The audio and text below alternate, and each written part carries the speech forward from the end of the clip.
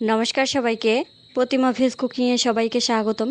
আজ আমি তোমাদের সাথে চিড়া মাখা রেসিপি শেয়ার করব। এখানে আমি যতটুকু চিড়া মাখা করব সেই অনুযায়ী চিড়া নিয়েছি, আর চিড়াগুলো এবার হাতে তুলে দেখাচ্ছি। আর এই চিড়াগুলো কিন্তু আমি বাজার থেকে কিনে এনেছি, আর একদম ভাজা। এবার বড় একটা বাটি নিয়েছি, সেই বাটিতে এবার চিড়াগুলো দিয়ে দেব। চিড়াগুলো দেয়া হয়ে গেছে, আর দিয়ে দেব চানাচুর।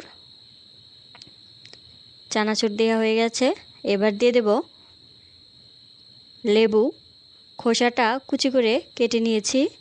আর নিয়েছি কাঁচামরিচ কুচি, ধনিয়া পাতা কুচি, এগুলো দেয়া হয়ে গেছে। এবার দিয়ে দেব পরিমাণ মতো লবণ। আমি এখানে আরও লবণ অ্যাড করব। এবার দিয়ে দিচ্ছি বিট লবণ, আর দিয়ে দেব ভাজা জিরে গুঁড়ো। এবার দিয়ে দেব ভাজা রাঁধুনির গুঁড়া। এবার দিয়ে দেব টেস্টি সল্ট পরিমাণ মতো, আর দিয়ে দেব সরিষার তেল।